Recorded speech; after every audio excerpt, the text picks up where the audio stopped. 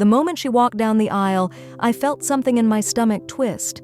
Maybe it was just a mother's nerves, or maybe it was something deeper. Either way, I couldn't shake it.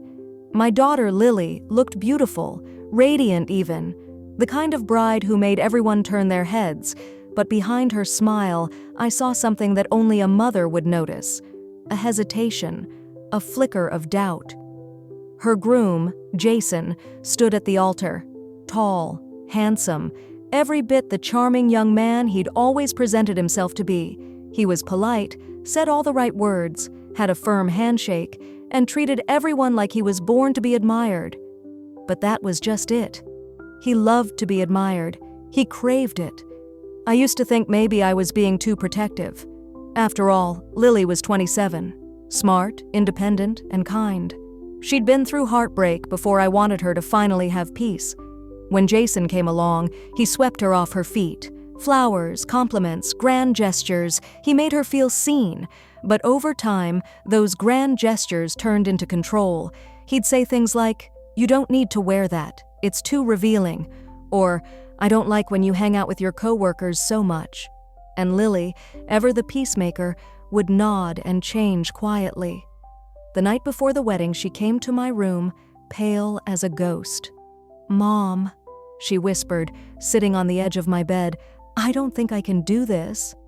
My heart stopped. "Then don't," I said immediately. "It's not too late."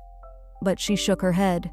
"The invitations are out, people flew in. It's too late to back out now."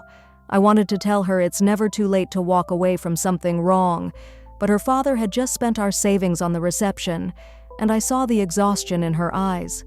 She wasn't just scared. She was sick. The stress had taken everything out of her. On the day of the wedding, she looked beautiful, but weak. Her hands trembled as she held her bouquet. Jason didn't notice. He barely looked at her as she walked toward him. His attention was on the crowd, smiling proudly like a politician greeting voters. When they kissed, the guests cheered. I forced myself to smile, clapping with everyone else. But deep inside, I felt it. The quiet dread that something terrible had just begun. At the reception, Jason barked orders at the staff, complained the wine wasn't premium enough, and made snide jokes about how my husband finally got something right, paying for it. People laughed awkwardly. That night, after the dancing and the fake smiles, Lily disappeared to the bathroom. She was gone for almost 20 minutes. When she came back, her face was pale, her lipstick smudged, and her smile gone. "Are you okay, honey?" I whispered. She nodded weakly. "Just tired, Mom. I'll be fine." But she wasn't fine. She was getting sick. Really sick. And Jason didn't care. When I suggested they postpone their honeymoon so she could rest, he scoffed. "She's fine," he said. "Don't baby her. We've got plans." The way he said it, cold, dismissive, made my blood boil. I looked at Lily, who was sitting silently beside him, staring out the window of their car as they left for the airport. That's when I saw it, the first tear fall down her cheek. And I knew my daughter had just married a man she didn't really know.